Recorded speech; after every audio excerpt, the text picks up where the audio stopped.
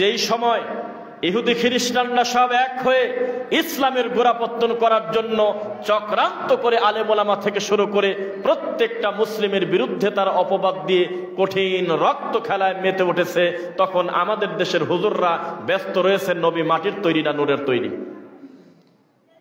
সারা পৃথিবীর ইহুদি খ্রিস্টান পরিকল্পনা করতেছে কিভাবে মুসলমানের বাচ্চাকে এক পাশের চুল লাল বানানো যায় আর এক পাশের চুলটা কালো বানানো যায়, কিভাবে মহিলা মানুষের পোশাক ছেলেকে পরানো যায়, ছেলের পোশাক মহিলাকে পরানো যায়, কিভাবে একটা মহিলা হয়ে প্যান্ট শার্ট পরে রাস্তায় ঘুরবে, একটা পুরুষ মানুষ কানের তা নিয়ে রাস্তায় হাঁটবে, এই পরিকল্পনা করে আপনার ছেলেকে বোঝাচ্ছে।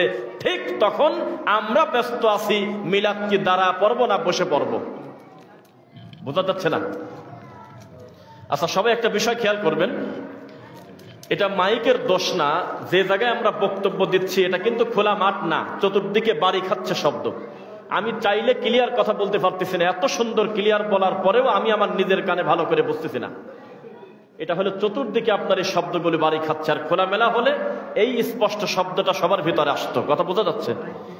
তবু আমরা বাইরে থেকে কিন্তু কথাগুলো খুব ক্লিয়ার বোঝা যাচ্ছে। তো উপস্থিত আপনারা যারা আছেন, আমার আজকের বক্তব্যের বিষয় আমি সিলেক্ট করেছি বিদাতের আপডেট ডেলিভারি ইনশাআল্লাহ। এই বিষয়ে আমি কিছু বক্তব্য দেব, তবে আপনাদের একাগ্রতা কতটুকু আছে আমি একটু জিজ্ঞাসা করি। লিল্লাহি তাকবীর। আপনাদের মাথা গণনা করলে আমি আশ্চর্য হয়ে যাচ্ছি, এই কয়জন মানুষ মিলে এত বড় বড় সাদাকা আপনারা করলেন, আমার অন্তর খুশি হয়ে গেছে আলহামদুলিল্লাহ। এই কয়জন মানুষ বসে আছেন, এর থেকে 40 গুণ মানুষ বেশি বসে থাকার পরেও 50,000 টাকাও কালেকশন হয় না, চাইতে চাইতে বক্তা পাগল হয়ে যায়। সেখানে দ্বিতীয় বক্তা আমাকে বসায় রেখে প্রয়োজনে প্রায় 1 ঘন্টা চলে যাচ্ছে বক্তব্যে, তবু দান কমতেছে না, খালি হাত ওঠেই। আল্লাহর ঘরকে আপনারা ভালোবাসেন, আল্লাহ আপনাদের কবুল করুন। সব জায়গায় পরিস্থিতি একরকম হবে না সেটা আমরা জানি। যেই মাহফিলগুলো উন্নতি কল্পে হয়, যেখানে কালেকশনটাকে একটা বড় ব্যাপার মনে করা হয়, সেখানে বক্তার বক্তব্য কত ভালো হলো সেটা জরুরি না, মাল কত উঠলো সেটা হলো বড় কথা। গাইবান্ধার কমিটি কান্না করতেছে, শুধুমাত্র জিজ্ঞাসা করছে আপনাদের কালেকশনের অবস্থা কি মাহফিলের, তো বলতেছে মাথায় বাড়ি। গতবার উঠছিল 9.5 লাখ, এবার 8 লাখ টাকা করছে মাত্র। তা আমি বললাম যে এই টাকাগুলি কি তোমার বাপ ডেলিভারি দিয়েছে, না আল্লাহর বান্দা খুশি হয়ে অন্তর থেকে সাদাকা করছে? এর টাকা কি এই কমিটির লোক আপনাদের কাছে পায়, না আল্লাহকে খুশি করার জন্য দিয়েছেন? বলেন, আল্লাহকে সন্তুষ্ট করার জন্য দিয়েছেন, কিন্তু এই কমিটির মুখ থেকে আলহামদুলিল্লাহ শোনার ভাগ্য হয় না, কয় যে মাথায় বাড়ি গতবারের থেকে কালেকশন কম হয়েছে। ধান পেয়েছে 230 মন। এই লোকটাকে বলা হলো যে আপনার ধানের অবস্থা কি, বলে যে মাথায় বাড়ি গতবারের থেকে 30 মন কম হয়েছে। নাউযুবিল্লাহি মিন যালিক। অথচ সে বোঝে না, শুধু 30 মনও না হতে পারত, ফয়সালা হলো উপরে। প্রতি বছর নতুন নতুন মেশিন আনে, এই যে আপনার গায়ের জামা কাপড় তৈরি করে, লুঙ্গি তৈরি করে, শাড়ি তৈরি করে, গামছা তৈরি করে। তাকে জিজ্ঞাসা করবেন যে আপনি কেমন আছেন, সহজে তার মুখ দিয়ে আলহামদুলিল্লাহ আসে না, বলে যে করিয়ে খাওয়া লাগে তাই করতেছি, ব্যবসার কোনো জাত নাই, ব্যবসায় কোনো লাভ নাই, বলে কিনা? মানুষ হলো অকৃতজ্ঞ, মানুষ সহজে আল্লাহ শুকরিয়া আদায় করে না। লাইন আশরাকতা লা ইয়াহবাতান্না আমালুক। মুহাম্মদ সাল্লাল্লাহু আলাইহি ওয়াসাল্লামকে বলতেছে, হে নবী, অন্যদের কথা বাদ দেন, আপনি নিজেও যদি শিরক করেন আমি আপনার আমল বাতিল করে দেব। তো তাওহীদবাদীরা স্বীকার করবে আল্লাহ তোমার প্রশংসা, আর শিরিককারীরা আফসোস করবে আর বলবে আল্লাহ এতদিন কষ্ট করে যে আমল গুছাইছিলাম, শিরিক করে আমার সব আমল বরবাদ। নাউযুবিল্লাহ। তো আপনাদের একাগ্রতা যত সময় থাকবে, আসল কাজ কিন্তু হয়ে গেছে আলহামদুলিল্লাহ, মূল যে কাজ সেটা কিন্তু হয়ে গেছে, এবং এত বেশি হয়েছে। ওমা ইয়ারযুকুহু মিন হাইসু লা ইয়াহতাসিব, সূরা তাহা 20 নম্বর সূরা। আল্লাহ বলতেছে আমি এত বেশি তোমাকে দেব, তুমি খুশি হয়ে যাবে। আমার ধারণা যে পরিমাণ কালেকশন হয়েছে, আপনারা গ্রামবাসী সবাই আল্লাহর প্রতি সন্তুষ্ট আলহামদুলিল্লাহ। এখানে আলাদা করে আপনাকে ঘন্টার পর ঘন্টা বসায় রাখতে হবে সেটা জরুরি না, তবে আশা করতেছি আপনি যদি ধৈর্য ধারণ করে বসে থাকেন, আমাদের বক্তব্যে কোনো ত্রুটি পাবেন না। এক সিরিয়ালে টনটনা প্রায় 1 ঘন্টা বক্তব্য দেব আমরা ইনশাআল্লাহ। এই ইসলামের জন্য, দিনের জন্য কষ্ট করেছেন আম্মার বিন ইয়াসির, পরিবার সহ তাদেরকে নির্যাতন করা হচ্ছে।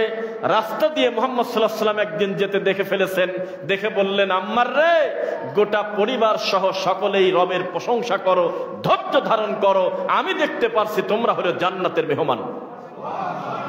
কি কষ্ট করেছেন আম্মার।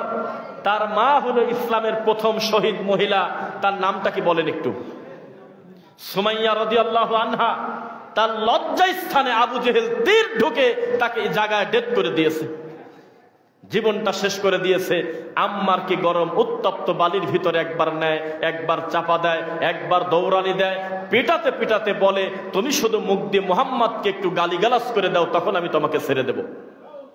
তুমি যদি মুহাম্মদকে গালি দিতে পারো তোমাকে শাস্তি দেব না, এই মুহূর্তে তোমাকে আমি ছেড়ে দেব। বলেন তো সে কি গালি দিয়েছিল? ভুল কথা বললেন, গালি দিছিল। আশ্চর্য লাগলে কিছু করার নাই, এটাই সত্য কথা। সূরা নামল, তিনি গালি দিয়েছিলেন। তিনি গালি দেওয়ার পরে কোরআন মাজিদের আয়াত নাজিল হয়ে গেছে রাসূলের কাছে, মান কাফারা বিল্লাহি মিন বা'দি ঈমানি ইল্লা মান উকরিহা ওয়া কলবুহু মুতমাইন্নুম বিল ঈমান। হে নবী, এটা ওর মনের কথা না, ও পরিস্থিতিতে পড়ে গালিগালাজ করেছে, কিন্তু অন্তর থেকে জানে আপনি হলো দুনিয়ার সবচেয়ে ভালো মানুষ। পরিস্থিতিতে পড়ে যদি কেউ গালিগালাজ করে, যদি অবস্থা খারাপ হয়, তার বিচার হবে না, মানুষের অন্তর আল্লাহ বিচার করবে। আজও পর্যন্ত মুসলমানের দাড়ি ধরে টানতেছে, পাশের রাষ্ট্রের কিছু ভিডিও দেখি, বলতেছে বল জয় শ্রীরাম, বলে নাই? এই দাড়ি ধরে টানতেছে আর বলতেছে বলো হলো শ্রীরাম।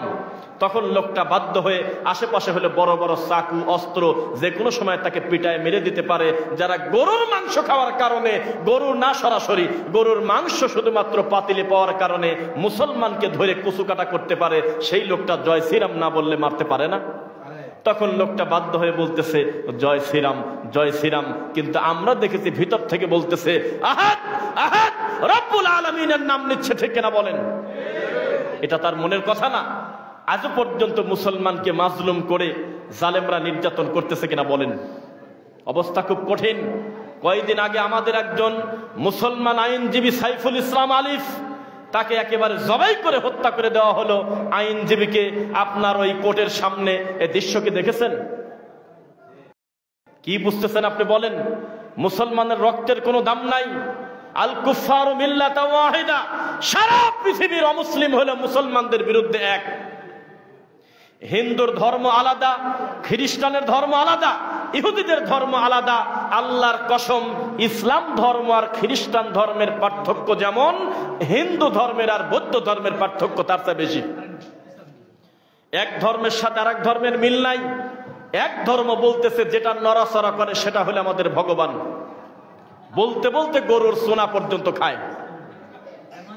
ঠাকুর বলতেছে বাচ্চা হয় না, বাচ্চা হয় না তাতে অসুবিধা কি, একেবারে দেশি গাভীর গোবর খাও। গোবর খাওয়া দেখছেন? কথাই বলে না। গোবর খাওয়া কি দেখছেন আপনারা? গরুর চুনা খাচ্ছে, তাও লাইভ খাচ্ছে, বোতলে ভরে না, ডাইরেক্ট হাতে ধরে খাচ্ছে। মাটির পুতুলের পূজা করে তো করে, তারা বানরকে ভগবান মনে করে, বানরকে। আর খ্রিস্টানরা বলতেছে না, এই পৃথিবীতে কেউ ঈশ্বর নাই তিনজন ছাড়া, এক আল্লাহ। আর আল্লাহর ওরসে একটা ছেলে ছিল, তার নাম ছিল ঈসা। আর আল্লাহর একটা বউ ছিল, তার নাম হলো মরিয়ম। আপনি চিন্তা করেন, ওদের হলো ৩৩ কোটি দেবতা, আর ওদের হলো মাত্র ৩ জন। এত পার্থক্য তাদের। ইহুদিদের সাথে খ্রিস্টানদের বহু পার্থক্য। তারপরেও মুসলমানদের বিরুদ্ধে যখন কথা ওঠে, তখন রাতারাতি সব মুসলিম এক হয়ে যায়। মুসলমানদের ধ্বংস করার জন্য, মুসলমান নারীদেরকে বেপর্দা করার জন্য তাদের দল ভিন্ন হতে পারে, কাফেররা সব এক। ঠিক তেমনি দুঃখের সাথে বলতে হচ্ছে, এই পৃথিবীর সমস্ত বিদাতিরাও আবার এক আহলে হাদিসের বিরুদ্ধে। তাদের পীর আলাদা, খানকা আলাদা, মাদ্রাসা আলাদা, কবরস্থান আলাদা, জর্দা খায় ভিন্ন ভিন্ন, তাবিজ দেয় ভিন্ন ভিন্ন, দরবার ভিন্ন ভিন্ন, বিভিন্ন ঠাকুরের পূজা করে মুসলমান হয়েও, কিন্তু আহলে হাদিসদের মসজিদ ভাঙার সময় সব বেদাতি এক হয়ে যায়। এই তো কয়েকদিন আগে এনায়েতুল্লাহ আব্বাসী একজন বাদ্যযন্ত্র বাজায় আটরশি আপনার মাইজভান্ডারি, এই মাইজভান্ডারীদেরকে কাফের ঘোষণা করলো।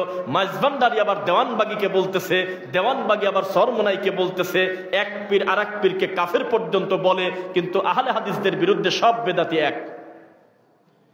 প্রথম কথা বলেছি, সমস্ত কাফেররা মুসলমানদের বিরুদ্ধে এক। হানাফিকে, মালিকি, শাফিকে, হাম্বলিকে দেখার টাইম নাই, মুখে দাড়ি আর মাথায় টুপি আর সালাত আদায় করে, এটা দেখলেই তাদের অ্যালার্জি আছে কিনা বলেন? ঠিক তেমনি আহলুল হাদিসদের বিরুদ্ধে সমস্ত বেদাতি এক। কয়েকদিন আগে এক পীর আর এক পীরকে কাফের পর্যন্ত বলল, কিন্তু আহলে হাদিস মসজিদের জন্য তারা সব বেদাতি এক হয়ে এই মসজিদে হামলা করে মসজিদে ভেঙে দিয়েছে। কোথায় ঘুমিয়ে আছেন, কোথায় থাকেন? এটা 2024 সাল। মানুষের ধৈর্য, মানুষের জ্ঞান বুদ্ধি কিভাবে শয়তান পেশাব করে তাদের চোখে একেবারে পর্দা ফেলায় দিয়েছে।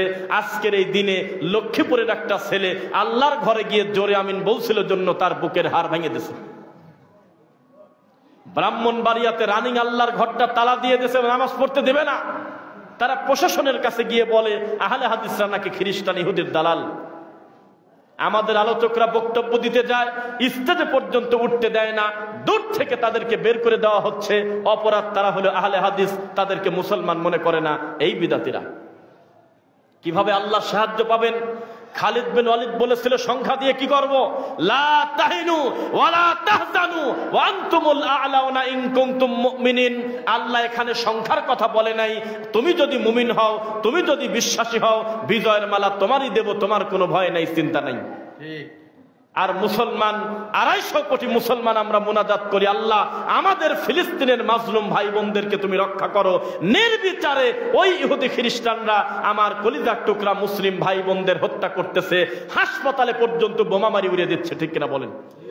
আমরা 250 কোটি লোক মুনাজাত করি, মুনাজাত উপরে যাওয়া তো দূরের কথা, এদের বিল্ডিং এর ছাদও পার হচ্ছে না।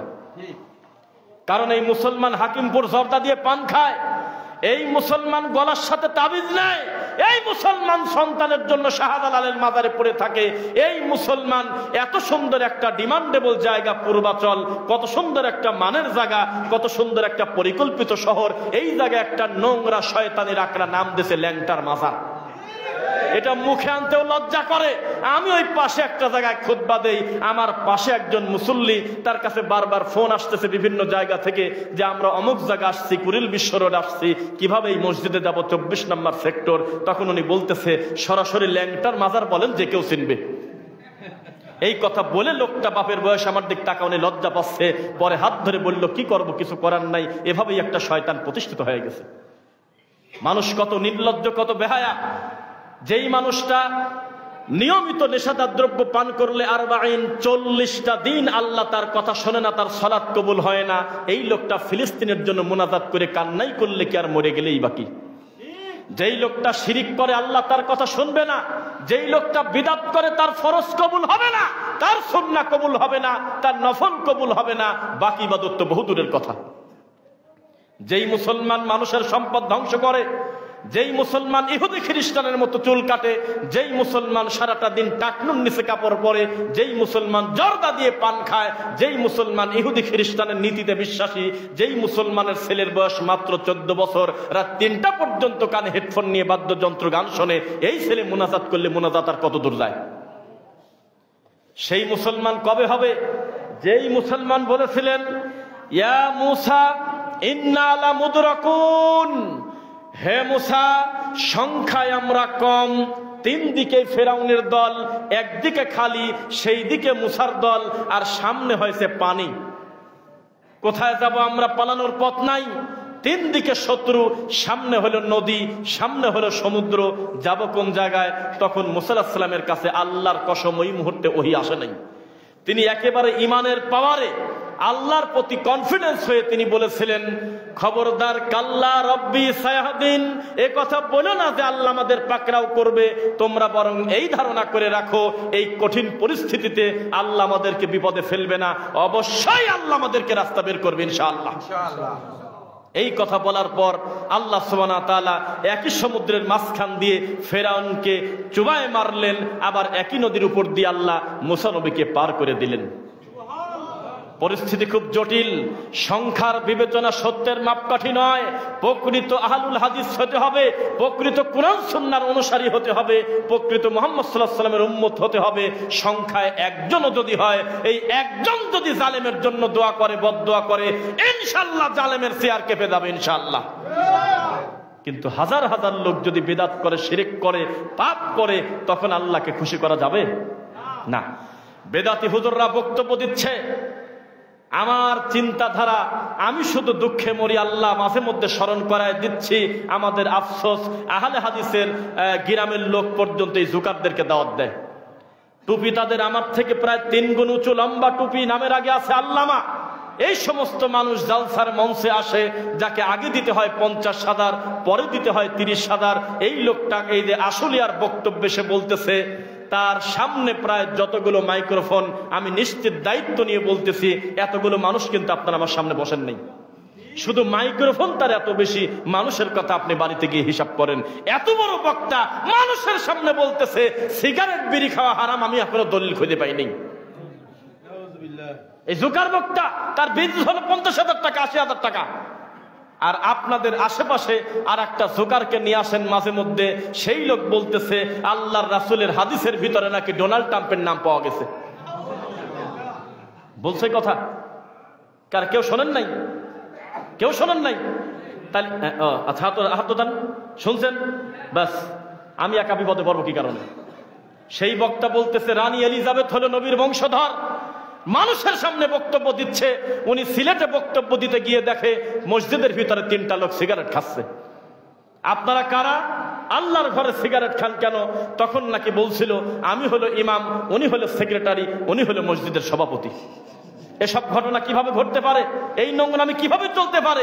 এই মিথ্যা কথা বলে বলে মানুষকে ধোঁকা দিয়ে ধর্ম বিক্রি করে। তাদের ভিজিট হয় প্রায় 80,000 টাকা, 1 লক্ষ টাকা। তাদের নামের উপরে মাগরিবের পর লক্ষ লক্ষ জনতা জড়ো হয়ে গেছে। আর একটু পর পর চিৎকার দিয়ে রাজনৈতিক মঞ্চের মতো বলতেছে ঠিক, আর বলতেছে আল্লাহু আকবার। কিভাবে জাতি সংশোধন হবে? লক্ষ লক্ষ মানুষের মোনাজাত দিয়ে কাজ হবে না। বিশ্ব ইজতেমা টঙ্গী না, বিশ্ব ইজতেমা হলো আরাফার ময়দান। মিথ্যা কথা বলো কেন? এখানে যে ভাষায় মোনাজাত করে আর যে ভাষায় কথা বলে, যেখানে কোরআন নাজিল হয়েছে, ওই দেশের মানুষ ভাষাও বোঝে না। সারা পৃথিবীর তাওহীদ প্রেমী মানুষ, সারা পৃথিবীর মুসলমান আল্লাহর কাবা ঘরে হজ করতে যখন আরাফার ময়দানে দাঁড়ায়, তখন তাদের সংখ্যা প্রায় কম হলেও 1 কোটি হয়। কথা বোঝেন না দেখি? আর এখানে কামারপাড়া ব্রিজের ওখানে একটু ঢুকে গেল কয়েকজন, আব্দুল্লাহপুর ব্রিজের ওখানে একটু জ্যাম হয়ে গেল, সেরাগালি দিয়ে স্টেশন রোড দিয়ে একটু কিছু লোক জমা হয়ে গেল। আর আমি নাম দিয়ে দিলাম বিশ্ব ইজতেমা। আর আমি মাইকের সামনে এসে বললাম আমি হলো গরিব মানুষ, আমার তো মক্কা মদিনায় যাওয়ার টাকা নাই, সেজন্য এখানে আসলাম, 3 বার আসলে একটা হজ হয়। এইরকম রোগী শিক্ষা দেওয়া হচ্ছে, এইরকম মানসিক প্রতিবন্ধী নিয়ে নিয়ে তাদেরকে ঘোরানো হচ্ছে। তাদের হাতে নাই কোরআন, নাই হাদিস, তাদের কাছে আছে স্বপ্নের কিতাব। যেই স্বপ্নের কিতাবে লেখা আছে 1 ওয়াক্ত নামাজ কাদা করলে 80 হুব্বা জাহান্নাম, অথচ হাদিসটা মিথ্যা। মানুষের নাম দিয়ে তারা রাসূলকে দোহাই দিয়ে মিথ্যা কথা বলে প্রমাণ চালিয়ে দিচ্ছে। যেই বইয়ের ভিতরে লেখা টঙ্গী এই তুরাগ নদীর এই হাজারি টয়লেটে যদি কেউ সালাত আদায় করে, এই লোকটার নাকি 2,88,00,000 ওয়াক্ত না কত ওয়াক্তের কথা বলেছে। আর আল্লাহর কাবা ঘরে 1 রাকাত পড়লে 1 লক্ষ রাকাত। পৃথিবীতে 3টা মসজিদ আছে, 1 বাইতুল্লাহ, 2 মসজিদ নববী, 3 বাইতুল মুকাদ্দাস। এই 3টা মসজিদের সম্মানের ভিতরে সবচেয়ে বেশি সম্মান হলো আল্লাহর কাবা ঘর। একটা সেজদা সমান 1 লক্ষ সেজদার নেকি। আর এই টঙ্গীর মাঠে পড়লে নাকি নেকি হয় কয় কোটি? 70 লক্ষ। বইতে লেখা রাখছে, কোনদিন সংশোধন করল না। ওই যে তাদের মতো নাম দিয়েছে ইসলামিক ফাউন্ডেশন, ওখানে বলা হচ্ছে ইসলামিক ফাউন্ডেশনের সিদ্ধান্তে চাঁদ দেখা কমিটি আছে। বোঝেন নাকি? চাঁদ দেখা কমিটি আছে আমাদের দেশে। কি করে বাকি দিন বসে তা আমরা জানি না। 363 দিন তাদের কাজ কি আমরা জানি না। বসে আছে যে মক্কা মদিনায় চাঁদ উঠলো, বোঝা গেল কাল আমাদের ঈদ। চাঁদ দেখা কমিটির কি কাজ আমরা জানি না। ইসলামিক ফাউন্ডেশনের মাওলানার কি কাজ আমরা জানি না। ইসলামিক ফাউন্ডেশনের মাওলানা তো হুজুর মানুষ দূরের কথা, তাকে মানুষে মনে করি না। কারণ এতদিন পর্যন্ত তারা রমজান মাসের ক্যালেন্ডারে নামাইতু আন আসুমা গদা গাধা এই লেখাটা এখনো বন্ধ করে নাই। কয়দিন পরে রমজান মাস আসবে, দেখবেন আল্লাহর ঘরে মসজিদে মসজিদে তারা মানুষের তৈরি করা মিথ্যা নাওয়াইত লেখা থাকবে কিনা বলেন? লেখা থাকবে 6টা 40 অথবা 5টা 50 সূর্য অস্ত যাবে, আর সতর্কতার জন্য 4 মিনিট যুক্ত করা হলো। এই নোংরা কথা লেখা থাকে কিনা বলেন? এটা 2024 সাল, মানুষকে ধোঁকা দেওয়া যায় না।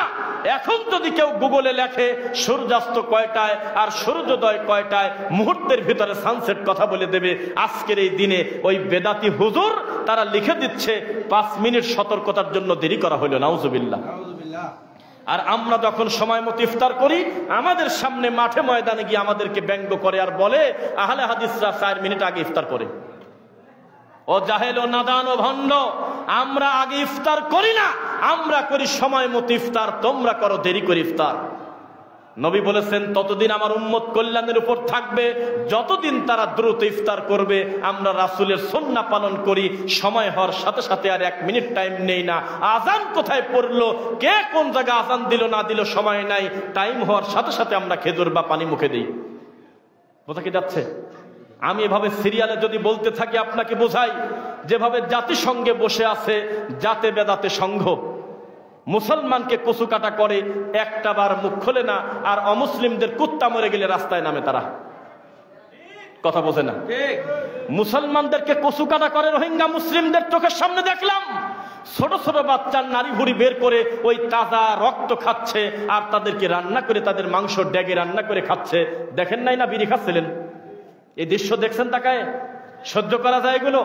জীবন্ত মানুষ হেঁটে যাচ্ছে, দৌড়ে গিয়ে একটা টোপ দিয়ে তার মাথা আলাদা করে তার চামড়া ছিলে খাচ্ছে রক্ত। এই লোক সেই দৃশ্য দেখে জাতিসংঘ বলতেছে এখনো পর্যন্ত ভালো করে প্রমাণ পাওয়া যায় নাই যে কেউ মরে গেছে। আর কোন অমুসলিমের মন্দির তো বহুদূরের কথা, অমুসলিমকে হত্যা তো বহুদূরের কথা। আমাদেরকে ইসলাম এই শিক্ষা দেয় নাই। তবে তাদের পোষা একটা কুকুরের গায়েও যদি আপনি হাত দেন, দেখবেন যে পশু অধিদপ্তরের লোক আপনার বাড়ি ঘেরাও করে জেলে নিয়ে যাবে। সারা দেশে দেশে মিছিল হবে যে এত বড় খারাপ, তারা নিরীহ পশু মারে, কিন্তু মানুষের রক্তের কোনো দাম জাতিসংঘের কাছে নেই। মনে রাখবেন, সারা বাংলাদেশের হানাফি, মালিকি, শাফি, হাম্বলি, তবলিগ, জামাত, আহলে হাদিস যা আছে সারা পৃথিবীতে যত বাংলা ভাষাভাষী মানুষ আমরা যে যেখানে ছড়িয়ে আছে, আমাদের সবার একটা প্রাণের দাবি ইসলামিক ফাউন্ডেশন। কি বলেন? কথা তো বলে না। ইসলামিক ফাউন্ডেশন একটা সরকারি সংস্থা না, যেখানে বসে বসে আল্লাহর ঘরের মক্তবের বিল পরিচালনা করা হয়, যেখানে বসে বসে ফতোয়া বোর্ড দেওয়া হয়, যেটার ব্যানারে বাংলাদেশে বুখারি মুসলিম আছে কিনা বলেন?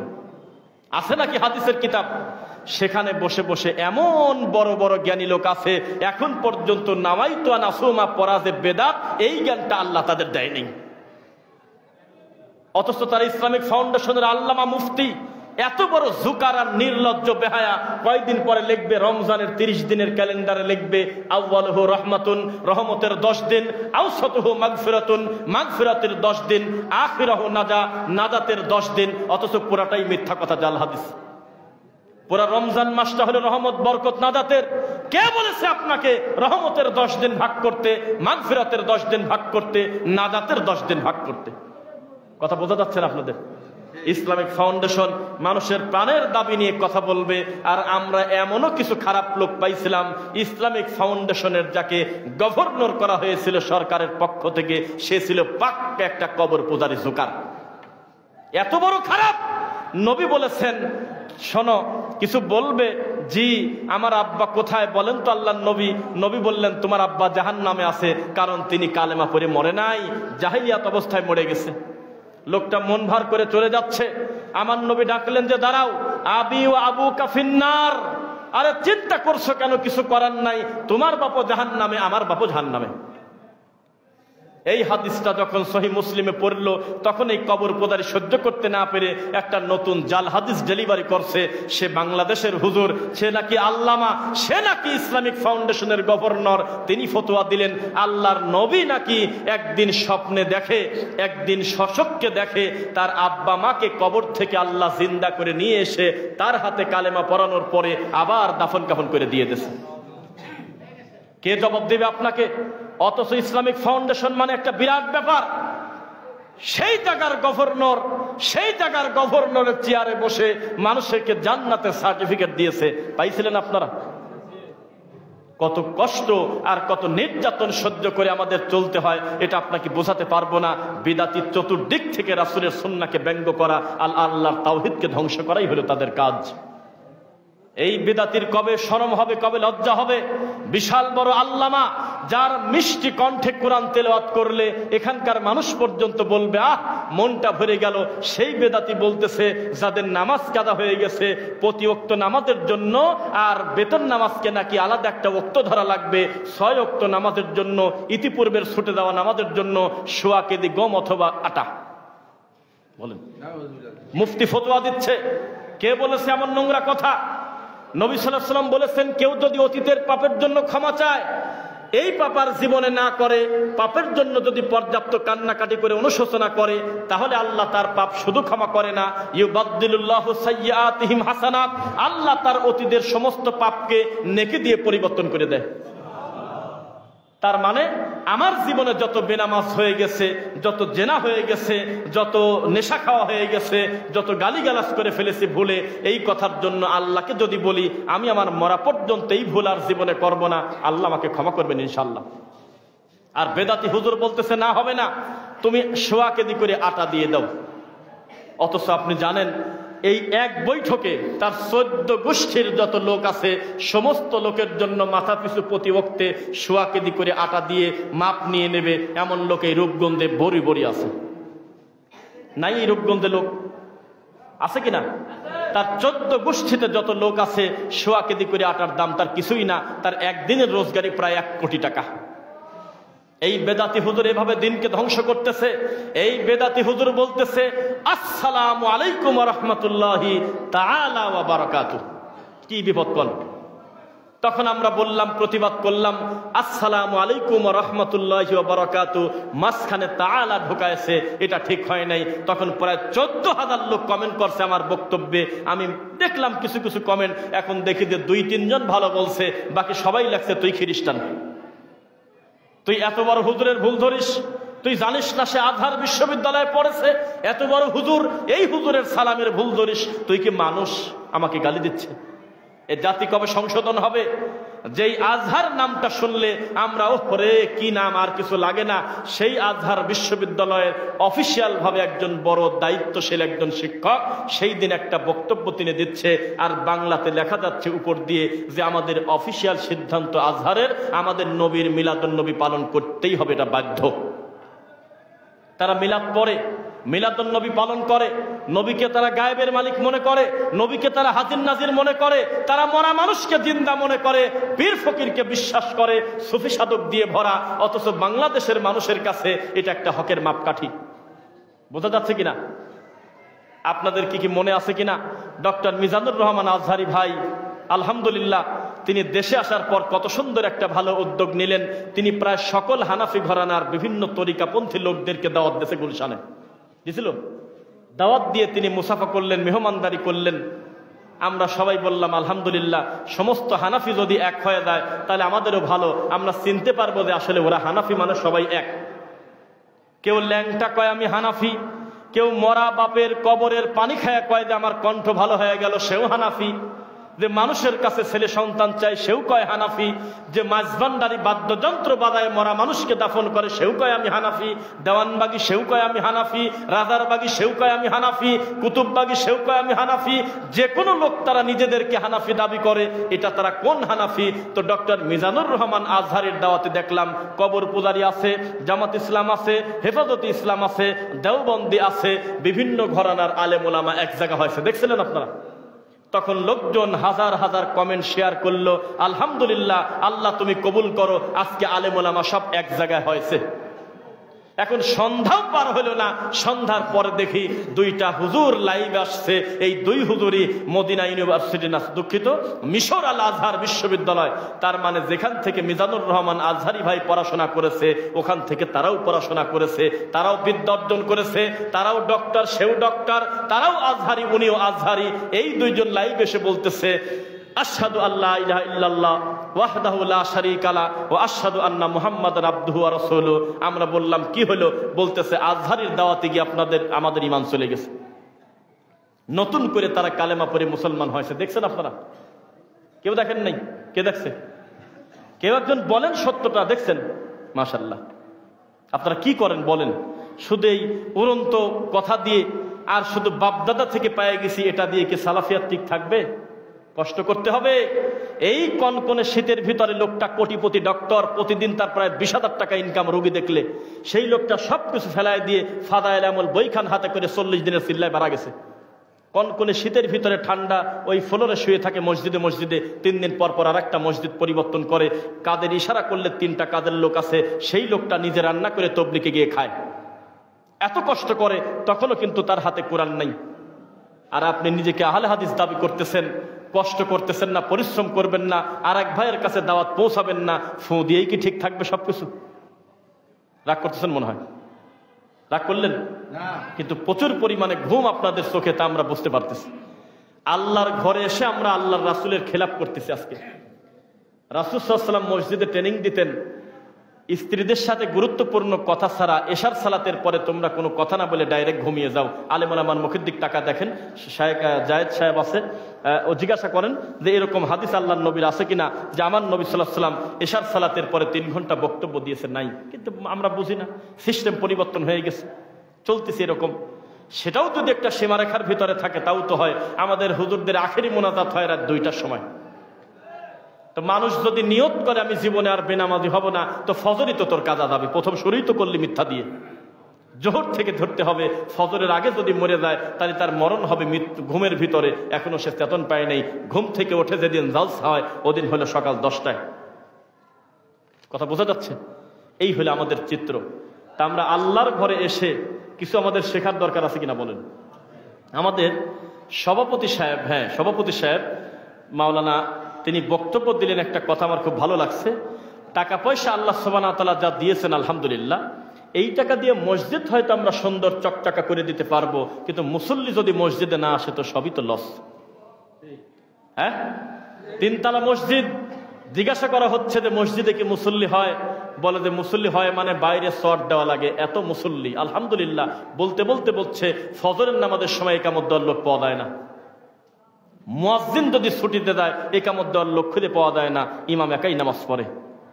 তাহলে এই মসজিদের সফলতা আছে? মসজিদের সবচেয়ে বড় সৌন্দর্য আল্লাহর ঘরটা গুমগুম করবে, পরিবেশ ভরে থাকবে আল্লাহর বান্দাদেরকে দিয়ে।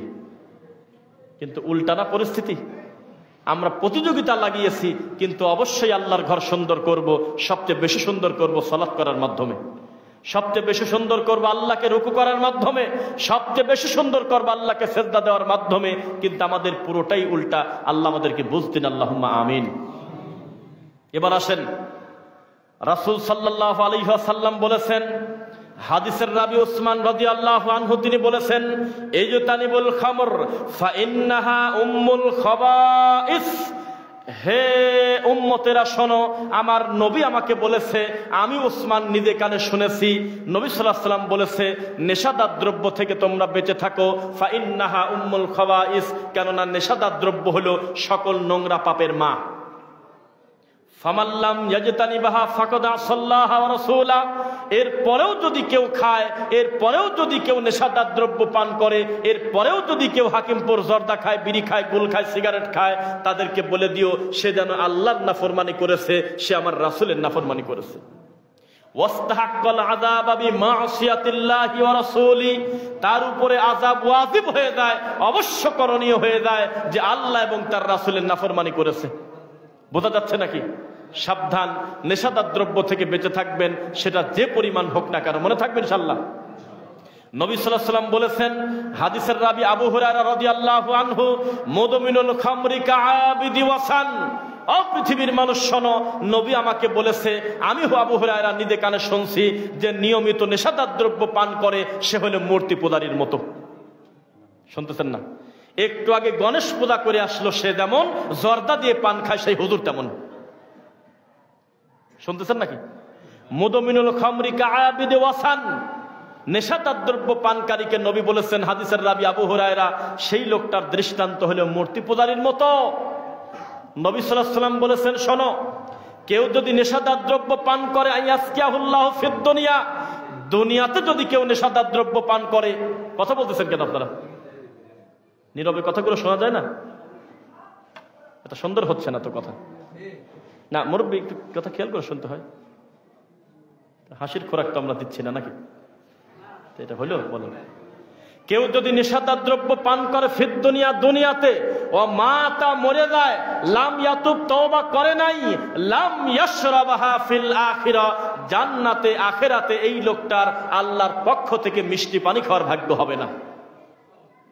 খবর নিয়ে দেখেন, যে যত বড় বেদাতি হুজুর সে তত হাকিমপুর জর্দাখর বেশি, যে যত বড় আল্লামা সে তত তাবিদের ব্যবসা করে খায়। কোরআন মাজিদের আয়াত বিকৃতি না করা পর্যন্ত সেই লোকটার আল্লামাগিরি ঠিক রাখে না। এই লোকটা যদি সমাজের বড় হুজুর হয়, জাতির কপালে কি আছে? আমাদের মাহফিলে আসবেন, কমন কথা হোক, বাংলায় হোক, আরবিতে হোক, ইংলিশে হোক, অন্তত বাড়ি দেওয়ার সময় বলবেন আমি আল্লাহর রাসূলের 5টা হাদিস আমি শিখতে পারলাম। আর বেদাতি মাঠে গেলে খালি হু হু করে খালি কাঁদে। কি দিয়ে বলতেছে তার হিসাব নাই। মিথ্যা কিচ্ছা কাহিনী দিয়ে মানুষকে রাঙায় টাকা নিয়ে চলে যাচ্ছে হেলিকপ্টারে, কিন্তু জাতির কল্যাণ কি হচ্ছে? রাসূল সাল্লাল্লাহু আলাইহি ওয়াসাল্লাম বলেছেন, মা আসফালা মিনাল কাবাইনি মিনাল ইজারি ফাফিন্নার। হে আমার উম্মতেরা শোনো, নিয়মিত যদি কেউ এমনিতেই ইচ্ছা করে হোক, মজা করে ঠাট্টা করে হোক, কেউ যদি টাকনো ঢেকে কাপড় পরে এই কারণে তাকে জাহান্নামে যেতে হবে, সেটা লুঙ্গি হোক, পায়জামা হোক আর প্যান্ট হোক। এখন যদি আমি সবাইকে দাঁড়াতে বলি, অন্তত 20-30% লোকের লুঙ্গিটা এখনো টাকনোর নিচে আছে, এটা কি হালাল না হারাম? আবার কেউ কেউ কি করে, সারা দিন প্যান্টটা টাকনোর নিচেই থাকে, আল্লাহর ঘরে মসজিদে যখন ঢোকে তখন গুছায় ফেলে, আবার সালাম ফেরানোর পর নামায় ফেলে। তার মানে এতক্ষণ ছিল আল্লাহর বান্দা, এখন হলো গণেশের বান্দা। আল্লাহর ঘরে ঢুকে তুমি কোন আল্লাহকে খুশি করতে আসলে? আর নামাজের পরে নামায় দিয়ে হারাম কাজ করে তুমি কাকে সন্তুষ্ট করতে যাচ্ছ? উদখুলু ফিস সিলমি কাফা, পরিপূর্ণভাবে ইসলামে প্রবেশ করতে হবে। মরা পর্যন্ত আল্লাহর রাসূলের নীতির বাইরে আমরা যাব না ইনশাআল্লাহ। লিল্লাহি তাকবীর। বুঝলাম না, আমি ভাবছিলাম যে আমি শেষ করে দেব, আপনাদের কোনো এনার্জি নাই, জোশ নাই, কিন্তু তাকবীর দিলাম, আপনারা খুব জোরে আওয়াজ দিয়ে সন্তুষ্টি চিত্তে বুঝাই দিচ্ছেন আপনারা এখনো জীবিত আছেন, আলহামদুলিল্লাহ। মাঠে ময়দানে যে বক্তব্য আমরা দেই খোলা মাঠে, এটা তো মসজিদ ঘর, বিশ্বাস করেন এই মাইকের আওয়াজ খুব টনটন আওয়াজ হয়, ভিতরে খুব সুন্দর ক্লিয়ার বোঝা যায়। আর এখন আমি আমার কথা নিজেই শুনতে পারতেছি না ভালো করে, কিন্তু বাইরে থেকে অনেক ক্লিয়ার বোঝা যাচ্ছে। জাবের ভাইয়ের বাসায় ছিলাম, শুয়ে পড়ে সব কথা বোঝা গেল, কিন্তু মসজিদের ভিতর ঢুকে কথা আলা গেছে একবারে, চতুর্দিকে বাড়ি খাচ্ছে, কথা বোঝা যাচ্ছে। তারপরেও যদি সেম কথাটা যদি 9:30টার সময় শুরু করতাম, রক্ত গরম থাকতে থাকতে যদি 1.5 ঘন্টা বক্তব্য শুনতে পারতেন, বাড়িতে যাওয়ার সময় বলতেন যে কিছু মনে আছে, এখন তো কিছুই মনে নাই, একটু পরে ঘুম পারবেন। রাসূল সাল্লাল্লাহু আলাইহি ওয়াসাল্লাম বলেছেন, শোনো, লা তাযালু তাইফাতুম মিন উম্মতি যাহিরিনা আলাল হক। উম্মত ভাগ হতে হতে কেউ হয়েছে চিশতি, কেউ বলছে যে জান্নাতে যাওয়ার জন্য তরিকা বলে 126টা, তার ভিতরে সবচেয়ে শর্টকাটে জান্নাতে যাওয়ার তরিকা হলো চরমোনাইতে পাওয়া যায়। নবী সাল্লাল্লাহু আলাইহি ওয়াসাল্লাম বলেছেন, মারে ফাতেমা, ও মা, বাপ হিসেবে দুনিয়াতে কোনো কিছু প্রয়োজন হলে আমাকে তুমি বলো, সাধ্য অনুযায়ী আমি সবই দিয়ে দেব, তবে মুহাম্মাদের বেটি হিসেবে বিচারের মাঠে কোনো কল্যাণ পাবে না, কবরে কিন্তু শাস্তি হতে পারে যদি আল্লাহকে সন্তুষ্ট না করে কবরে দাও। আমলে ছলে করো। আর চরমোনাই পীর ঠান্ডা মাথায় বলতেছে, বিচারের মাঠে আমাদের বাপ দাদারা জাহাজ নিয়ে রওনা দেবে। কথা বোঝেন নাই? বলছে কথা। তারপরে তারা বলতেছে, এখন যদি কোরআন নাজিল হতো, আমাদের বাপ দাদা পীর ফকিরের নামটা কোরআনের ভিতর থেকে দিত। নাউজুবিল্লাহ। তার মাথায় এইটুক ঢুকলো না, এত বড় কোরআন, এই কোরআনের ভিতরে আল্লাহর নবীর পরে উম্মতে মুহাম্মাদের শ্রেষ্ঠ সন্তানের নামটা কি একটু বলেন তো? আবু বকর।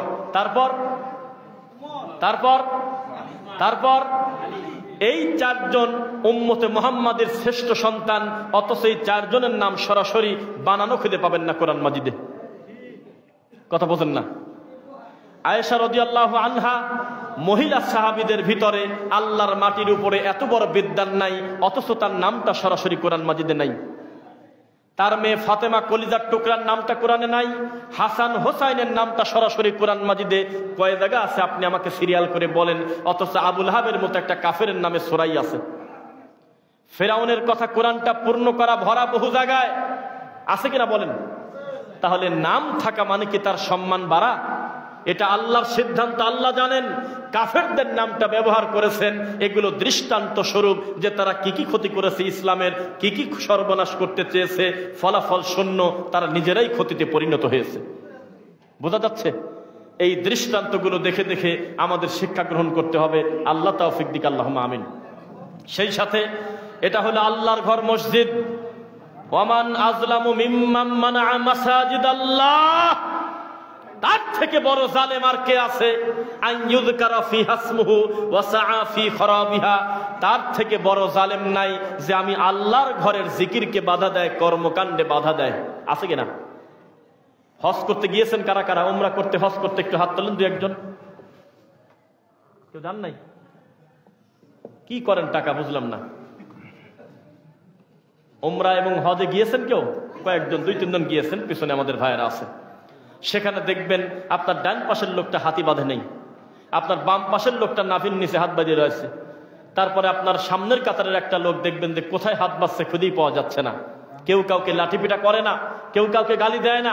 সালাতের পরে সালাম ফিরা ইমাম সাহেব বলে না যে আমাদের ডিস্টার্ব হচ্ছে, আস্তে আমিন বলেন, বলে কোনোদিন? তাহলে কেন এই হুজুররা বোঝে না? কেন এই বিদাতপন্থী আলেম বোঝে না? যেখানে কোরআন নাজিল হয়েছে, যেখানে ওহী এসেছে, যেখানে মুহাম্মদ সাল্লাল্লাহু আলাইহি ওয়াসাল্লাম দাঁড়িয়ে ইমামতি করেছে, সেখানে স্বাধীনভাবে আল্লাহকে সেজদা দেওয়া যায়। তো বাংলাদেশে বসে আমি আমার রাসূলের পদ্ধতিতে সালাত পড়তে গেলে এত বাধা বেদাতি কিসের জন্য দেয়? যেখানে কোরআন নাজিল হয়েছে, এখনো এই মানুষগুলো যে পরিমাণ ধনী, হাতে গোনা কয়েকজনের টাকা ভাগ করে দিলে প্রায় বাংলাদেশের সবার টাকার সমান হয়ে যাবে। এত বড় বড় স্বর্ণ ব্যবসায়ী, ধনী, রাসূলের দেশের মানুষ, এই মানুষগুলো জীবনে তাদের পিতা মারা গেলে কোনো দিন মসজিদের মাইকে বলল না, জীবনে কোনো দিন জানাজায় বলে না যে নামাজের পরে আপনারা দাঁড়াবেন, অথবা এই মাইয়েতের বাড়িতে আগামী পরশুদিন বাদ জোহর মৌতিখানা আছে, ও শকুনের দল খায়া দেয়। বলছে কোনোদিন? কিয়ামত পর্যন্ত বলবে না। কারণ তাদের মাথায় একটা চিন্তা আছে, আমাদের কর্মটা তার সাথে মিলতে হবে যিনি এখানে দাঁড়ায় নামাজ পড়াইছে। আমাদের কর্মটা তার সাথে মিলতে হবে যিনি মদিনাতে শুয়ে আছে, যার উপরে কোরআন নাজিল হয়েছে। এই নবী কত মানুষকে কবরস্থ করেছেন, জীবনে কোনোদিন বলে নাই মাইয়েতের জন্য 3 দিনের খানা করব, তোমরা সবাই দাওয়াত। জিন্দেগিতে এমন ঘটনা ঘটেনি। ঘটছে কি? তাহলে আমাদের দেশের হুজুররা আপনি নিশ্চিত থাকেন অন্যায় করে, জেনে বুঝেই করে। তাবিজ লেখা শিরক, এ কথা জেনেও তারা তাবিজ লেখে। মিলাদ পড়া বিদআত, এটা জানার পরেও তারা মিলাদ পড়ে। নামাজের পরে মাথায় হাত দিয়ে কি যেন পড়া, এটা বিদআত, তারা জানার পরেও করে। নামাজের পরে সবাই মিলে মোনাজাত করা, এটা বিদআত, এটা জানার পরেও করে। মানুষের বাড়িতে কুলখানির নামে নোংরা আয়োজন করা, আর মানুষ গিয়ে এই নিরীহ লোকটার প্রতি জুলুম করা। লোকটা মরে গেল, তার 3টা এতিম বাচ্চা রেখে গেল, প্রতিবেশীরা তার বাড়িতে খাবার দিয়ে আসবে আর বলবে আল্লাহ তোমাকে অনুমতি দিয়েছে 3 দিন শোক পালনের, তুমি সোলার কাছে যাও না, আমরা মরি নাই, আমরা তোমাকে 3 দিন খাওয়াবো। আর ওই বউকে বলবে তুমি হলো সবচেয়ে বড় শোকের মানুষ, আল্লাহ অনুমতি দিয়েছে তোমার শোক থাকবে 4 মাস 10 দিন। আর কত বেহায়াপনা, কত নোংরা কিনা আমাদের! আমরাই বরং উল্টা এই মানুষের বাড়িতে মৌতিখানা খেতে যাই। এটা চূড়ান্ত জুলুম আর জাহেলিয়াত ছাড়া কিছু হতে পারে না। এগুলো জানে হুজুররা, বোঝে না। কে বলেছে আপনাকে? কে বলেছে? জানে না। না জানলে কোরআন খতম করলো কিভাবে, না জানলে বুখারী খতম করলো কিভাবে? অবশ্যই জানে, কিন্তু দুনিয়ার কিছু টাকার লোভে, সামানার লোভে আর জনপ্রিয়তার লোভে এই শয়তানিগুলো তারা ঠিকায় রাখে। শোনেন, মানুষের প্রশংসা করলে মান যায় না। মাওলানা দেলোয়ার হোসেন সাইদি রাহিমাহুল্লাহ, লোকটার জন্য আত্মা থেকে দোয়া কেন আসে বোঝেন আপনি? যে সময় শুধু আহলে হাদিসরাই শিরক বিদআতের বিরুদ্ধে বলতো, আর কোনো বেদাতি মাযহাবী তরিকাপন্থী কেউ এরকম খুব একটা বলতো না, তখন হরিণীর বক্তব্য দিত তুফাজ্জাল বৈরাগী।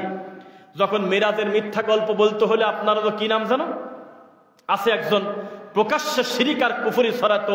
এই সময় দেলোয়ার হোসেন সাইদি রাহিমাহুল্লাহ চিৎকার দিয়ে চট্টগ্রামের মাঠে প্রায় 80-82 সালে বলছিল, তাবিজ গলায় থাকলে ছিঁড়ে বুড়িগঙ্গা নদীতে ফেলে দেন। হ্যাঁ, মনে আছে ভাইয়ের নাম। যেই সময় দেশের মানুষ শবে বরাতের বিরুদ্ধে বললে তাকে পিটায় মেরে দেবে, এই সময় দেলোয়ার হোসেন সাইদি রাহিমাহুল্লাহ জোরে জোরে বলেছিলেন, উম্মতেরা খবরদার, শবে বরাত কোনো পালনীয় দিবস না, এটা আপনারা বাদ দিয়ে দিবেন। সিলেটের মাটিতে চিৎকার দিয়ে বলেছিলেন দেলোয়ার হোসেন সাইদি সাহেব প্রায় 30 বছর আগে যে শোনেন, খবরদার মিলাদ পড়বেন না। নবী সাহাবায়ে কেরাম জীবনে পড়ে নাই, 4 ইমাম পড়ে নাই, মিলাদ পড়া কিন্তু বিদআত। তখন তাকে কাগজে লিখে দিয়েছিল, আপনি আগে চট্টগ্রামে নিজেই তো মিলাদ পড়তেন, এখন পড়েন না কেন? তখন তিনি বলেছিলেন, আমাদের সবকিছু সব সময় জানতে হবে জরুরি না, আমরা বুঝেছিলাম না, একটা পর্দায় ঠিক পেলাম এই কর্মটা বিদআত। কেন দোয়া আসবে না তার জন্য? এই মানুষটার সামনে সত্য আসার সাথে সাথে মেনে নিয়েছে। মহিলা প্যান্ডেল থেকে তার কাছে প্রশ্ন আসছে, খাদিজা নামে একটা মহিলা তাকে প্রশ্ন করলো, এখন ইউটিউবে লিখলে যদি খাদিজা নাম না পান আমাকে যেতে দিয়েন না, কি বলবো? খাদিজা নামে একটা মহিলা প্রশ্ন করেছে, মাওলানা দিলওয়ার হোসেন সাইদি সাহেব, আপনার কাছে আমার প্রশ্ন, ডানে বামে সালাম ফেরানোর পরে ইমাম এবং মুসল্লি সকলে মিলে হাত তুলে দোয়া করা নাকি বেদাত? তখন তিনি হাত সুন্দর করে উত্তর দেওয়ার আগে বললেন, বাহ, মা বোনদের ভিতর থেকে তো খুব ভালোই উত্তর প্রশ্ন আসতেছে।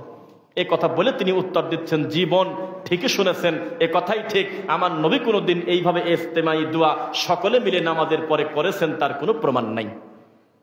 দেলোয়ার হোসেন সাইদি রাহিমাহুল্লাহ বলেছেন, আর আছে 3 মিনিট, আর আছে 5 মিনিট, আর আছে 7 মিনিট, আপনারা তাড়াতাড়ি সাহারি খান। এ ধরনের কথা নবী বলে নাই। আমার নবী আযান দিয়েছে আল্লাহর ঘরে, তিনি দেন নাই, মানে বেলালকে দিয়ে দেওয়া হয়েছেন। যে সময় কথা বলেছেন তখন হানাফিরা সবাই ধাক্কা খাইল যে বলেটা কি, একেবারে স্রোতের উল্টা দিক। দেলোয়ার হোসেন সাইদি চিৎকার দিয়ে বলেছিলেন, জীবিত পীর, মৃত পীর, যে কোনো পীর হোক না কেন, আপনার 4 পয়সার কল্যাণ বিচারের মাঠে করতে পারবে না। এমন খেদমত করে দিয়ে গেছে। সেই লোকটা একদিন একটা বই হাতে করে বলেছিলেন, নামাজ উম্মতেরা, নামাজ নামাজ আমাদের অনেকেরই হয় না। আমি হুবহু এরকম বলার চেষ্টা করতেছি, তার মতো কণ্ঠ হবে না, তবে বাক্য হবে। তিনি একটা বই বের করে বলেছিলেন, এই বইটা হলো নাসিরউদ্দিন আলবানীর সালাতুর রাসূল বই।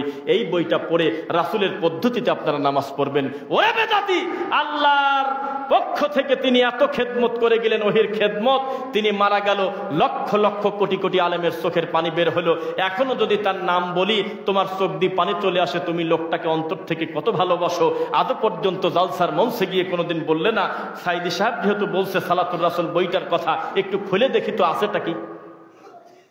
তুমি স্বার্থের লোভে অভিনয় করো। আর এত বড় জনপ্রিয়তা অর্জন করার পরেও এই লোকটার সামনে সত্য আসার সাথে সাথে তিনি মেনে নিয়েছেন, আলহামদুলিল্লাহ। তাকে বাংলা ভাষাভাষী প্রায় সবাই চেনে। আর তুমি চিৎকার করলে মুরগিও শোনে না, অথচ তুমি ডক্টর জাকির নায়েককে বলতেছো ইহুদির দালাল। পৃথিবীর 6টা অমুসলিম রাষ্ট্রে লোকটার ঢোকা নিষেধ, নিজের মাতৃভূমিতে লোকটার জায়গা হলো না। তিনি বক্তব্য দিচ্ছে, কাবা ঘরের ইমাম এতিমের মতো তাকায় আছে মুখের দিকে, যে কি জিনিস রে, কোথায় কোন আয়াত আছে? মুসলমানের কথা তো বলে দেয়, হিন্দু, বাইবেল, খ্রিস্টান মোটি তার মুখস্থ। তিনি বক্তব্য দিচ্ছে, আর ওই পিছনে সিরিয়াল নিয়ে মারামারি লাগছে। আপনি মনে করেছেন ঢোকার সিরিয়াল? জি না, সিরিয়ালে মারামারি লাগছে। এ কয় আমি কালেমা আগে পড়বো, কয় আমি আগে কালেমা পড়বো। এত বড় খেদমত আল্লাহ যাকে দিয়ে নিলেন, যার বক্তব্যের সামনে সারা পৃথিবীর হিন্দুদের গডফাদার বলা চলে। শ্রী রবিশঙ্করের হাঁটু কেঁপে গেল 10 মিনিটে। সে বোঝে কি সে ম্যাগনেট। আর আমাদের দেশের জুকার হুজুর দাঁতের দিক তাকান দেয় না, তরমুজের বিচির মতো জর্দা খায় শেষ, গুল খায়, জর্দা খায়, আর তাবিদের ব্যবসা করে খায়। এই ভণ্ড হুজুর মাহফিল এসে বলতেছে উনি নাকি ডক্টর জাকির নায়েক খ্রিস্টানদের দালাল। কি জবাব দেবেন আপনি? এই সমস্ত হুজুররা যদি মুনাজাত করে, এই মুনাজাত 7 বার হবে না, আরশে আজিমে যাওয়া তো বহুদূরের কথা। এ কথাই ঠিক। রাসূল সাল্লাল্লাহু আলাইহি ওয়াসাল্লামের নীতি যদি অনুসরণ না করেন, সংখ্যা দিয়ে কি হবে বোঝা যাচ্ছে? এত টাকা দিলেও প্রায় 12.5 লক্ষ টাকা। আমি হিসাব করলাম ভাই, 12,20,000 টাকা তিনি দিয়েছেন। মানে আল্লাহ তার মাধ্যমে দিবেন আগামীকালকে, এটা ওয়াদা করে নাই? কথা বলে না, করছে? করছে? এতগুলো টাকা দিচ্ছে, ঘরটা আল্লাহর ঘর যখন চকচক করবে, সুন্দর পরিপূর্ণ হয়ে যাবে, আত্মাটা ভরে যাবে না? খুশিতে ফজরের নামাজে আসেন না, নাকি বলেন? খালি জুমার নামাজে আসি বলে আল্লাহ সিরিয়ালটা ঠিক রাখেন, আমি এখনো বাইসি আছি, লাভ কি হলো? 5 ওয়াক্ত সালাতে যখন আল্লাহর ঘরে আসবেন, এই ঘরটা যখন আমিন বলবে, গুমগুম শব্দ হবে, আল্লাহর বান্দা, আল্লাহর ঘরটা পূর্ণ হয়ে যাবে। তখন প্রধান অতিথির আত্মা শান্তি পাবে, আর মনে করবে যাক আমার মনটা ভরে গেছে। আমার গ্রামের মানুষ আর মাদক দ্রব্য খায় না, নেশাদার দ্রব্য খায় না, ইফতিজিং করে না, ছেলে মেয়ে আড্ডা দেয় না, তারপরে মুরব্বীরা কেউ কাউকে গালি দেয় না, কোনো দ্বন্দ্ব নাই, মারামারি নাই, সবাই আল্লাহকে সেজদা দিচ্ছে কত সুন্দরভাবে। এদিন হবে দানের পূর্ণ নেকি, পূর্ণ শান্তি, তৃপ্তি। মনে থাকবে? সাবধান, আল্লাহ কিন্তু প্রত্যেকের আমানত দিয়েছে কিনা? আপনাদের এলাকায় কোনো ইঞ্জিনিয়ার নাই? কিছু না বললে মনে হয় যে আপনারা কথা অপছন্দ করতেছেন। আপনাদের এলাকায় ইঞ্জিনিয়ার আছে, ডাক্তার আছে? ওই ইঞ্জিনিয়ার যদি মরা পর্যন্ত কোনো ডিজাইন না করে আল্লাহর কাছে আসামি হতে হবে? ইঞ্জিনিয়ার হয়েছে কথা ঠিক, তবে তাকে ইঞ্জিনিয়ারিং করতেই হবে সেটা জরুরি না। আপনার এলাকায় এমএ পাস কেউ করে নাই, মাস্টার্স পাস করছে? অবশ্যই করছে, বলেন না কেন? অবশ্যই হাজার হাজার আছে। এই হাজার হাজার মাস্টার যদি বলে মরা পর্যন্ত জীবনে কোনোদিন কাউকে ক খ শিক্ষা দেব না, এই লোকটার কতটুকুন পাপ হবে আমাকে একটু বলে দেন। কিন্তু যেই লোকটার কাছে আমার রাসূলের একটা হাদিস পৌঁছে গেছে, এ যদি এই সত্য গোপন করে তার বউর কাছে না বলে, তার ছেলের কাছে না বলে, মানুষের সামনে সত্য প্রকাশ না করে, বোবা শয়তান। কি শয়তান? একটা আশ্চর্যজনক কিতাব কোরআন এবং রাসূলের হাদিস, যেই ইদ্যা অর্জন করার পরে একা একা ঘরে বসে থাকা যায় না, এই সত্য অটোমেটিক আরেকজন মানুষের কাছে বলতে হয়। সবাই আমার দিকে তাকান, হাদিসটা বলেই বক্তব্য শেষের দিকে চলে যাব। আবু হুরায়রার নাম শুনছেন কারা কারা? লিল্লাহি তাকবীর। আবু হুরায়রা রাদিয়াল্লাহু আনহু তিনি আকিক নামক বাজারে উপস্থিত। হঠাৎ করে বললেন যে তোমরা কে কোথায় আছো একটু শোনো তো। চলে গেল। কি হলো? কয় তাড়াতাড়ি মসজিদে নববীতে চলে যাও, যায় দেখো আমার নবী সম্পদ বন্টন করতেছে। সবাই চলে গেল। যে বলে কি, সবাই তো অভাবেই কষ্টে থাকে, তারা আসলে পেটে পাথর ক্ষুধা। সত্যি কথা বলতেছি, শুকনা খেজুর খেয়ে আমার নবীর চেহারার দিক তাকা থাকে। আরে সরে যাও না কি কারণে? বলে আমি যদি চলে যাই, এই সময় যদি আমার নবী একটা গুরুত্বপূর্ণ কথা বলে, আমি যদি শুনতে না পারি, কি কথা। আমি ভয়তে যাই না বাড়িতে, খেতে খাবার আছে তো, কিন্তু আমার ভয় হয় আমি যে সময় চলে যাব, এই গ্যাপে যদি আমার নবী একটা মূল্যবান কথা বলে, কথাটা আমি নোট করতে পারবো না। সেই সাহাবীরা কত কষ্ট করেছেন, পেটে ক্ষুধা। ওরা খবর পাইলো আমার নবী মসজিদে নববীতে নাকি খাবার দিচ্ছে, সম্পদ দিচ্ছে। দৌড়ে চলে গেছে। যাওয়ার পর আসানোর ফল না পেয়ে ব্যাকে চলে গেছে। যা দেখে আবু হুরায়রা ওখানেই দাঁড়ায় আছে। আরে তুমি কোথায় পাঠালে? ওখানে তো কোনো কিছু বন্টন ভাগ তো করলো না। তখন বলল যে কি দেখলে তোমরা গিয়ে? বলে অন্যান্য দিনের মতো দেখলাম, একজন কথা বলে বাকিরা শোনে। কে কথা বলে? মুহাম্মদ সাল্লাল্লাহু আলাইহি ওয়াসাল্লাম কথা বলে। কে শোনে? সাহাবীরা শোনে। আরে আমি কি টাকা পয়সার কথা বলছি নাকি? এটাই তো সম্পদ। নবীর কাছ থেকে একটা কথা যখন আর একটা মানুষের কাছে ডেলিভারি দিয়ে দেবে কেউ, সে যেন একটা লাল উট সমপরিমাণ নেকি পেয়ে গেছে। এখন যত ভারী ভারী ভালো কথাই বলি, এই কথাগুলো ব্রেন আর নেবে না। এই জন্য আমরা বক্তব্যের রীতি টানবো ইনশাল্লাহ। কথা বোঝা যাচ্ছে? আবু হুরায়রা রাদিয়াল্লাহু আনহু বললেন, নবীদের কোনো সম্পদের ওয়ারিশ হয় না, হলো এলেমের ওয়ারিশ। আমাদের দেশে দেখবেন কালেকশনের সময় বলে যে টাকাটাকে মসজিদে দিলেন না মাদ্রাসায়, তখন মসজিদে যে দেশে তার বলতেছে আল্লাহ তোমার ঘরে দান করছে, তুমি কবুল করো। আর আরেকজন বলতেছে আমি মাদ্রাসায় দিলাম 10,000 টাকা, তখন সে বলতেছে আল্লাহ তোমার নবীর ঘরে 10,000 টাকা দিল, আল্লাহ তুমি কবুল করো। মিথ্যা কথা।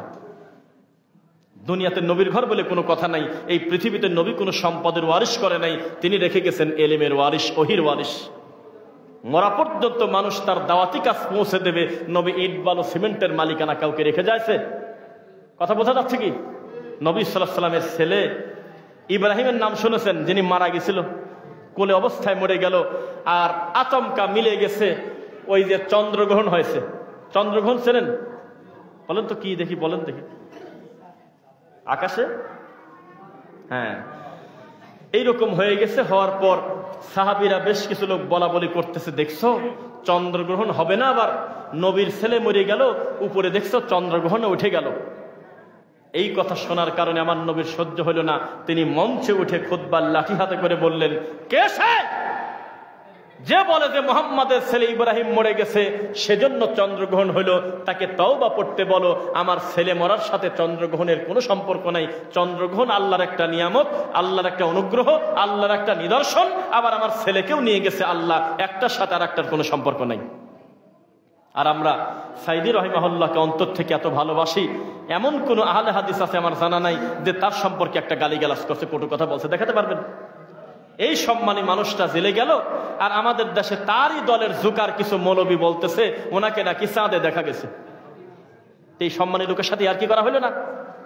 তারপরে বলতেছে যে উনি যেদিন মারা গেল সেদিন কোনো কারণে আপনার ভূমিকম্প একটা হয়েছে, হয় নাই? তো ওই দিনে এইটুক আল্লাহ তার জ্ঞান দিল না, এই দিনে শুধু উনি মারা যাবে কেন? কত গণেশও তো মরে যেতে পারে, আল্লাহ যার হায়াত রাখেন এসে মরে যাবে। নবীও তো মারা গেছে, যায় নাই? তখন আমাদের দেশে ফেসবুক ভরে গেল কোরআনের পাখির মৃত্যুতে জমিন কাঁপিয়ে উঠছে। এ কথা বলতে গেলেন কেন? এই পণ্ডিতি কে করতে বলেছে আপনাকে? বলে যে এটা কোনো ভূমিকম্প ছিল না, এটা কোরআনের পাখি চলে গেল, সেজন্য আল্লাহ সংকট দিয়ে দিয়েছে। হলো এসব কথা মানুষ বলে। পরক্ষণে কিছু কিছু লোক ভুল করলে আমরা ভুল হয়ে গেছে বলা ঠিক হয় নাই, আবেগে মানুষ পূজা করতে করতে রাসূলের থেকে বেশি সম্মানী আমরা মানুষকে বলে দিয়েছি। বলেন নাউজুবিল্লাহ। জিন্দা ওলি, তারপরে মন্দির পাহারা দেওয়া, এগুলো কে শুরু করলো? হুজুর, আমার কলিজার টুকরা ভাই মুসলমান সাইফুল ইসলাম আলিফকে প্রকাশ্যে জবাই করতেছে আইনজীবীকে ধরে, আর তুমি মন্দির পাহারা দাও যেখানে আমার আল্লাহর সাথে শিরিক হচ্ছে। এটা তো প্রশাসনের কাজ। জীবনে কোনোদিন কোনো মূর্তি ভাঙা তো দূরের কথা, কোনো হিন্দুকে একটা গালি আমরা জীবনে দেব না। আমাদের নবী শিক্ষা দিয়েছে, কারণ আমরা যদি তাদের গালি দেই তারাও আমার আল্লাহকে গালি দিতে পারে। কিন্তু এই কথা কোথায় পারে তুমি, যে মন্দিরে গিয়ে আপনার কোরআন তিলাওয়াত করতে হবে, গজল বলতে হবে? এত বড় টুপি মাদ্রাসার হুজুর, একের জেলার বড় দায়িত্বশীল বড় আল্লামা, সেই লোকটা বলতেছে আমার ভিতরেও একটা ভালো মানের ব্রাহ্মণ আছে। এখানে মন্দিরে আসতে পেরে আল্লাহর শুকরিয়া আদায় করতেছে, আলহামদুলিল্লাহ কথা বলল। আর আজকে দেখলাম একটা হিন্দু লোক মরে গেছে, তার জানাজা হচ্ছে।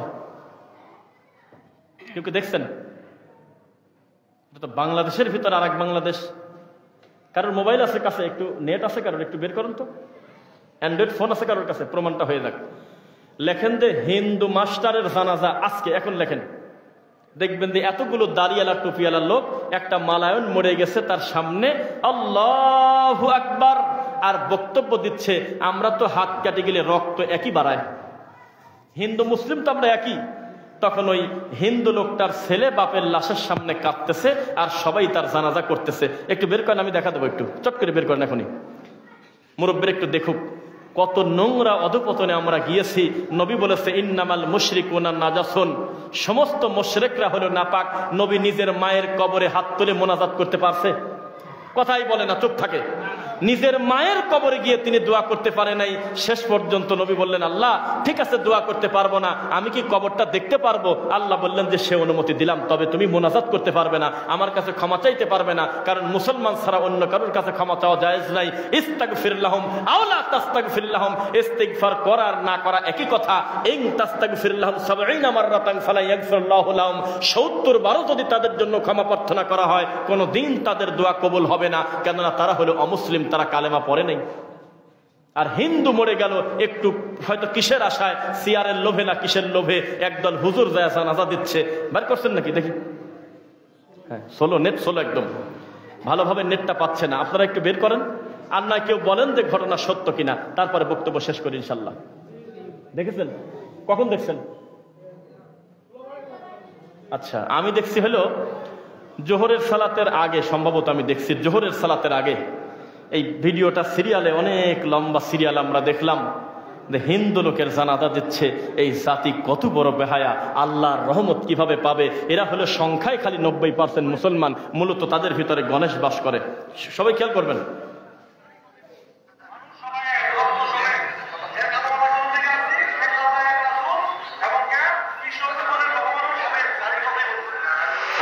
আমরা একই।